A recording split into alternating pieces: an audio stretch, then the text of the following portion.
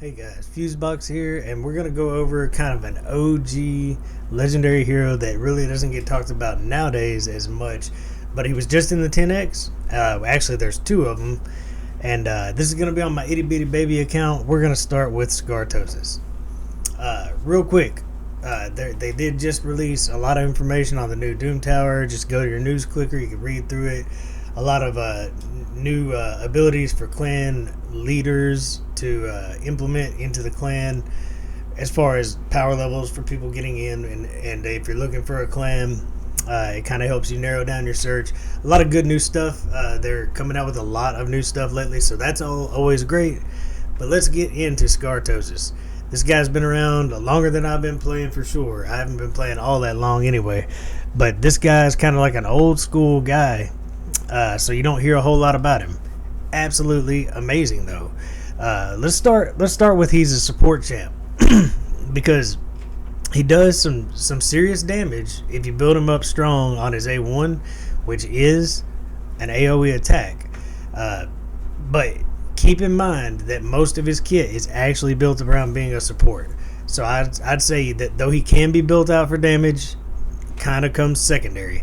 So he attacks all enemies, has a 30% chance, which will buff up to a 50% chance of stealing one random buff from each enemy. That's pretty amazing. Think Arena, Doom Tower, Faction Wars, really anywhere where there's buffs. He can steal one random buff from each enemy, 50% shot on an AoE. Absolutely solid as can be. That's stripping it and giving it to you. Now this is great. Places a 50% increased attack and critical rate on the entire team. This is so good for progression. If you're still pushing through your dungeons, which I am on my small account, it just raises your attack, raises your crit rate, brings everybody's damage up. You can build them with less crit rate, get more out of them, and then the real support part starts popping in here. Let's look at books. A 50% chance instead of a 30 plus extra damage is worth booking.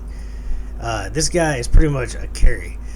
So here, getting this on a 3-turn cooldown, absolutely. You want this coming around on a 3-turn cooldown, giving you increased crit rate, increased attack. Look at how my books have landed, by the way. Okay, this is fine. Of course, I can't land this one cooldown, and I'm stuck waiting for these cooldowns. I'm trying to book this guy out.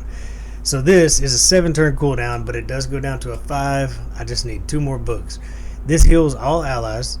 Great. Removes all debuffs from them. That's a full cleanse. Great for like the nether spider. Anywhere like the dragon where you're getting debuffed. The amount by which each ally is healed increases according to the number of debuffs on them. So if you're up against dragon, tons of poisons on you, he cleanses them off, and then it heals you extra per debuff that was on each ally. The amount by which each ally's turn meter is filled increases according to the number of debuffs on them also. So you've got boosting turn meter, you've got healing, you've got a full team cleanse, all on an A3. You're constantly boosting crit rate and attack for your entire team. You're stealing buffs, putting them on you from the entire team, and if that wasn't enough, when you're progressing through dungeons, a 33% speed in all dungeons. Absolutely amazing. I think Ray might be one of the other characters that very few people can give you this kind of speed in a dungeon. They may be the only two, matter of fact. So this is great for helping you progress. Now on masteries, you're going to have a lot of options here. He is kind of a dungeon carry, right? So you're going to probably want to go down to War Master. See, Cycle of Violence is really important. Also, Cycle of Magic. You saw the long cooldowns, plus I don't have books yet in them. So getting around to that cleanse, getting back around to that buff, definitely the way to go on him. This is kind of a basic build here. Just to keep him alive, I've got Life Drinker. Methodical, his A1 is his only real attack, so it might as well get stronger as he goes. And I went for War Master. Now over here, I took Accuracy, I took Evil Eye. You know I was going to take that. Lore of Steel might not be a bad option though. If you've got a lot of speed gear on him, definitely not a bad idea. Um, Now, right here, a 30% chance of increasing his turn meter when a buff cast by him is removed or expired. He's putting up a lot of buffs, and he can do it on a 3-turn cooldown once he's cooled down with books. So this is definitely a way to keep him going through his turn meter. Lasting gifts, might as well have him last the full duration of the 3-turn cooldown. Pretty straightforward. Now I'm building him. This is where it gets tricky, alright? The A1, to steal those buffs, you're going to need accuracy. Now, the truth is, everything else, you don't need accuracy. Because, well, the amount, yeah, this is a cleanse, this is a buff, but that A1 on an AOE, to me, is worth building out the accuracy. So, try to go for that 220. You know, if you're progressing through dungeons, that's more than enough. I did that using perception gear to help me get there. Of course, an accuracy banner. Now, it's tough. You know, you can build this guy with attack, or you can really go all out with speed. You're going to want speed rolls pretty often. You're going to want him moving and cycling through his abilities. You'll notice there's speed on just almost everything I have. But I did try to pile on some attack. He's not, you know, I put crit rate gloves on him, I'm sure. Yeah, crit rate gloves. The idea, he can actually do some damage, so I just wanted to get his crit rate up close to 100%. I didn't really push real hard for crit damage. I didn't push real hard for attack. Took what I could get. I do have better gear at this point. I probably should give him some extra HP and attack, and maybe even push this speed up a little higher, but about 200 speed. You want accuracy if you want A1 to work. You want speed, and then really you want him to be tanky. But he is an oddball because of that A1 actually doing some damage. So let's just see what this guy can do. What can he not do? All right, so let's push a dungeon. Let's take your pick. Where are we on? Okay, Dragon I've actually gotten through. So let's look at Ice Golem. Where am I? I haven't been pushing these things. So we're on Void. That's good. So look who's front and center. A 33% speed lead in the front. Absolutely. Since we're going against Void, we can actually take our favorite heroes and get this done. So I've got a Provoker to try to keep everybody alive. He can heal. Apothecary can speed me up and heal. I've got a big Slammer with more provokes, and I've got block debuffs and tear down their defense with her. I have some more damage options if I want them. Let's see how this goes. Basically, him with the speed lead, Apothecary giving me extra speed along the way. We'll just kind of let this go on auto and see how it goes. So we tore down their defense. We put up block buffs, ate right through the first wave. See, after you built a couple heroes, you might realize you haven't tried pushing in a while. So we've got provokes out everywhere. Should keep us pretty solid here. It's clearly going to come down to can we beat the boss. I need to look at my Arbiter missions because it might be time to actually start pushing. So what he's doing for us is going to be more important on this boss. There is increased crit rate, increased attack. I have one, two, well, I have a couple attack champs.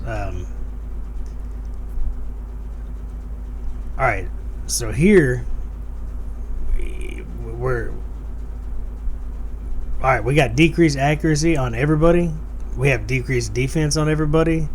I wish I had those books so it would be more guaranteed that this comes around, but we're waiting on Skartorsis. There it is. Cleansed everything off, healed us more per debuff. Absolutely solid, amazing ability. Boy, did he time that one right too. He didn't let me down. Skartorsis is pretty awesome. That speed lead though, just watch us outpace the Ice Golem over here. That yellow turn meter bar, we're getting the ads down so quick compared to him coming around to his turn that he's basically going to be ready to do his big slam, try to revive him each turn. It looks like an easy win to me. So if I do push some more, I won't make you sit through it, but we may try pushing some more, because I mean, at this point I've been putting books into him, as you can see. He still needs more. He definitely needs more. With only one single attack, with his A1 being his only attack, let's see what kind of damage he does. I'm not expecting him to break the bank here, but I mean, it should be respectable. It really should be. I mean, we don't have a lot of damage on this team. I've got 3 support champs. I've got Apothecary, Ugo, Skartorsis, and then Molly, who just got eaten alive. Now let's hope Ugo does her thing. If she's the last person standing, then she can revive my entire team. She may not have to. There we go. Alright, so Skartorsis came in a clean second on damage. So he's an oddball support. You actually might want to build him. Don't focus. You need to focus on speed and accuracy first, but you can actually throw attack percentage rolls on his chest, or maybe below an HP chest. You want him to survive, but that's what he brings to any of these dungeons. Fire Knight, where are we? It looks like I might have pushed Fire Knight, but it is again void. So the idea here, we're gonna go fast. He brings nothing else other than he's going fast, and he can heal us. That heal only comes around every so often, so now what we need are lots of hits. Gala Longbraids is not quite maxed out, but boy, she's close. She gets lots of hits. Obviously, Cold Heart does, Apothecary does. So we just need, and it may be my best option, to bring Molly Tankard. I'm mixing up my dwarves. To go ahead and bring her, just so she has a pocket revive and she can provoke. Man, I wish, kind of wouldn't mind bringing that stun set.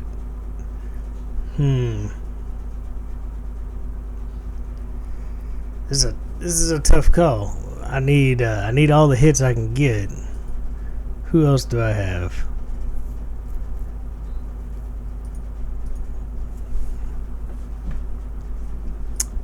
I'm gonna break their defense. I'm gonna take Tyrell as a 2-hitter on his A1, and we'll see if we can just survive this. We broke their defense. We're getting through them pretty quickly here. Not bad, not bad. Skartorsis can pretty much be your lead in every dungeon, and if you build him more tanky and fast and worry less about his attack, he can do this even if he's the wrong affinity. But like, if anybody tries to buff up, he can just still. We've got to take him into the arena and or Doom Tower, which I'm not pushing very hard on my baby account, but stealing buffs is absolutely amazing.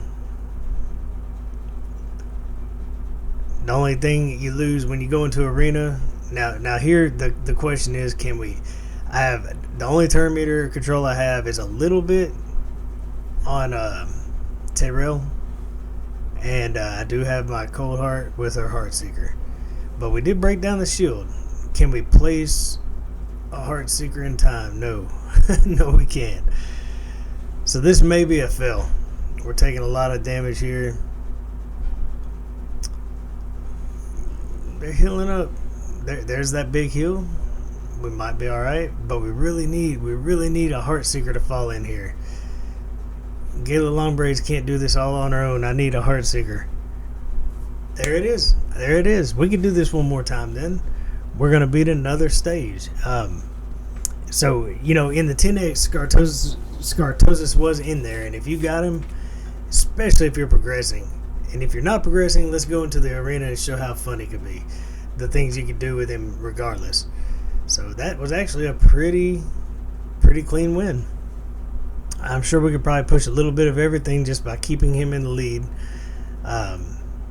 Yeah, the arena. Let's see. There are lots of buffs here. Another nasty team. Yuck. Alright. So can we steal a shield? I'd like to get that. Yes, we can. We stole it off of 2 of them. So let's go with tearing them down. This time we're going to goof off a little bit less. We are going to try to take all their fear. It's always fear. We're going to... Oh! What's going on with these fears? Alright, we're going to heal up. Got no choice but to heal up.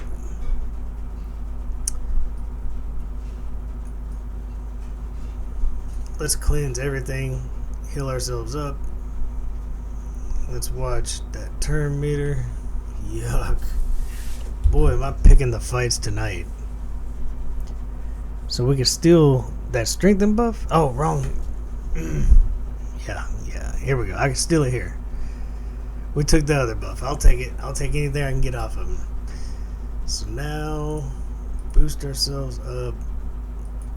Put out some provokes, please. There we go. All of them. All of them. Now we can tear them down. I think we just turned the tides, guys. We turned the tides of the fight. So here we might as well increase our crit rate.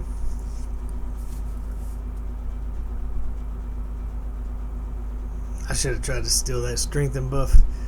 Alright, let's see if we can take some turn meter down. And Ugo place a leech. No leech. Alright, so here we can steal that strengthen buff. I've been wanting to. I'm never gonna get that strengthen buff. It's my white whale. I'm never gonna get it. Yeah, it's looking fairly solid at this point. We're gonna save that in case we need an emergency. Steal that strengthen. Finally, I stole it. My life's complete, and now this is over. He's super fun, super good. Stealing buffs as often as you want since it's your A1. So that would be so worth booking. An extra 20%. You can do it every turn if that's what you need to do to keep them cleansed. And aside from cleansing your enemy, you can cleanse your team when that turn comes around and heal them all for a huge heal. I mean, absolutely great. He can buff you up if you need crit rate. So, yeah, I mean, if he's kind of an old school, nothing in here. He's an old school champ. But man, he'll carry you through dungeons, your level 20 dungeons. That's kind of what he's about, guys. Until next time, hey, remember, sub. I'm almost at 100. It's all because of you guys. Thank you.